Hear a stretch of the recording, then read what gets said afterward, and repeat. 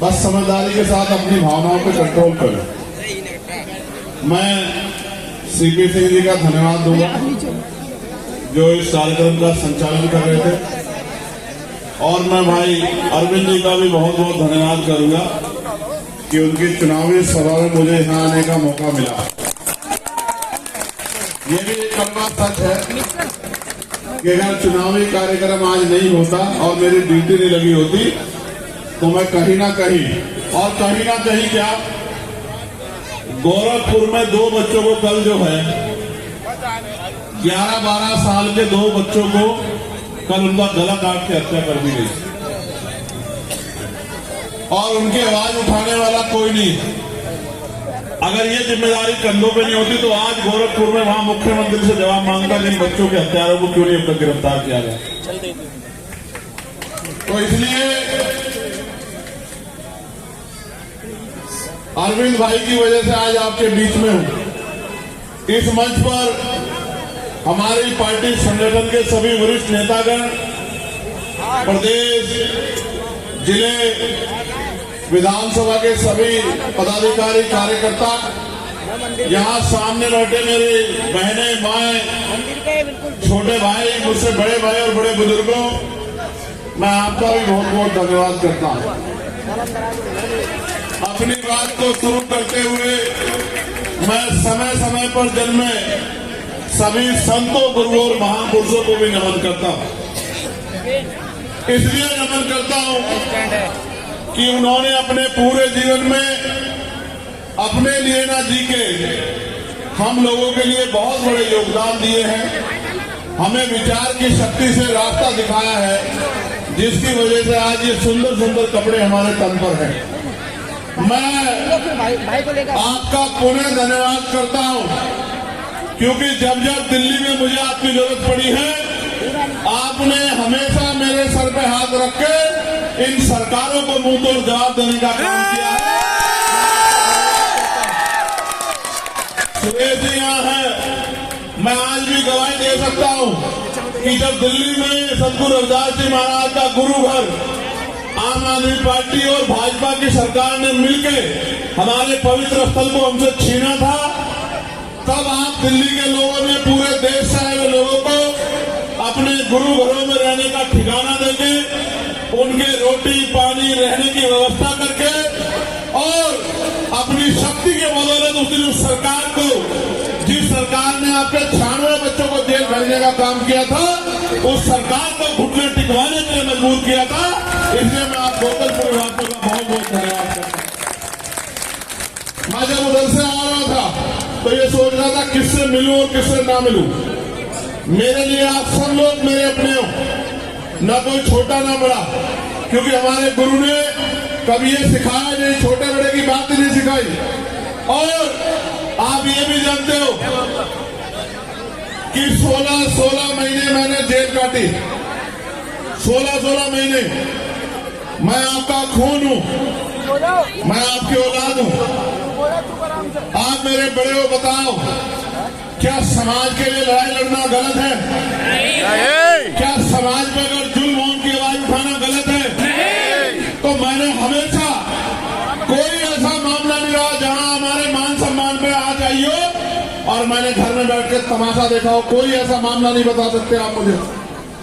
16 महीने मैंने जेल काटी, और जब दिल्ली में गुरु घर टूटा तो कोई मेरे बदन का हिस्सा ऐसा नहीं बचा। जो लोग मेरे साथ बंद हुए थे उनसे पूछ लेना, जिसको पुलिस की लाठियों का शिकार नहीं होना पड़ा। एक बार में 250 लाठियां पुलिस के लोगों ने सरकार के इशारे पे मुझे और मेरे साथियों को पीटने का काम किया।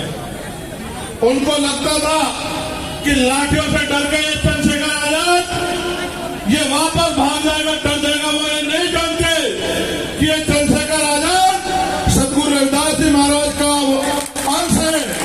ये बाबा साहब अम्बेडकर महाराज, काशीराम साहब का बेटा है। ये भागने वालों में से नहीं है, ये भगाने वालों में से है। ये बात जो है ये सरकारें भूल गई। आज मैं आपके बीच चुनावी कार्यक्रम में आऊं, लेकिन आप जानते हो मेरा आपका रिश्ता चुनावी नहीं है। लेकिन मैं आपके सामने जो बात रखना चाहता हूं, उस बात का जवाब आज अपने खुद से मांगना, अपने दिल से, कि क्या हम अपने संतों गुरुओं की बात पे है। आज से 600 साल पहले, और अब वो दिन आने वाला है, वो पवित्र दिन 12 तारीख को, जब हम सदगुरु रविदास जी महाराज की जयंती मनाएंगे। पूरी दुनिया में महाराज जी की जयंती मनेगी, लेकिन आप महसूस करो कि 600 साल पहले सदगुरु महाराज ने क्या कहा जब उनसे पूछा गया इसी तरह की एक सभा में उनके एक अनुयायी द्वारा कि गुरुजी, हम लोग बहुत मेहनत करते हैं, संघर्ष करते हैं, फिर भी हमें रोटी के लिए मोहताज होना पड़ता है, हम पे जुल्म होता है, ऐसा क्यों होता है?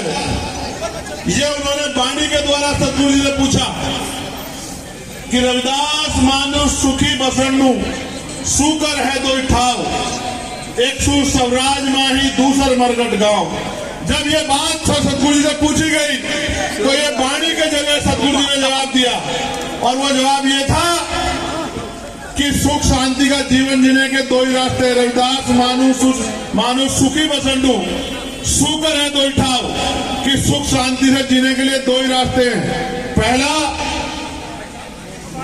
राज स्वराज माही अपना राज लाओ, और दूसरा मरघट गांव यानी कि शमशान घाट कब्रिस्तान में, यानी कि जीते जी मिलेगा राज में सुख शांति, और मरने के बाद मिलेगी शमशान घाट में कब्रिस्तान में।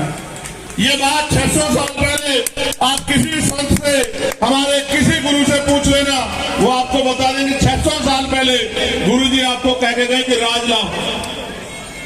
फिर उन्होंने ये भी कहा कि राज कैसा, और राज तो अभी भी है। जैसे दिल्ली में केजरीवाल जी का राज है, केंद्र में मोदी जी का राज है, राज तो अभी भी है। तो ये भी सवाल है कि राज तो है जी, तो राज है तो फिर क्यों सुख शांति नहीं आई? सदगुरु जी ने कहा, ऐसा चाहूं राज में जहां मिले समझू अन, और छोट बड़े सब संबसे रैदास रहे प्रसन्न। कि राज ऐसा होना चाहिए जिसमें कोई ऊंच नीच ना हो, जिसमें कोई भेदभाव ना हो, जिसमें कोई छोटा बड़ा ना हो, जिसमें किसी बहन बेटी पे जुल्म ना हो, किसी को खाने के लिए अन्न की, तन ढकने के लिए कपड़े की, और सर ढकने के लिए छत की दिक्कत ना हो, जहाँ पीने के लिए पानी की समस्या ना हो। तो ये जो राज आज का है, ये सदगुरु महाराज का राज नहीं है। उनका राज तो बेगमपुरा राज था। बेगम का मतलब होता है बिना गम का राज, जहाँ किसी की जिंदगी में कोई गम ना हो, ऐसे राज की कल्पना की थी। आज बताओ, मैं तो दिल्ली घूम रहा हूँ, मैं बोराड़ी गया, मैं त्रिलोकपुरी गया, मैं सीमापुरी गया, मैं शाहदरा गया, सीलमपुर गया, तो मैं देखता हूं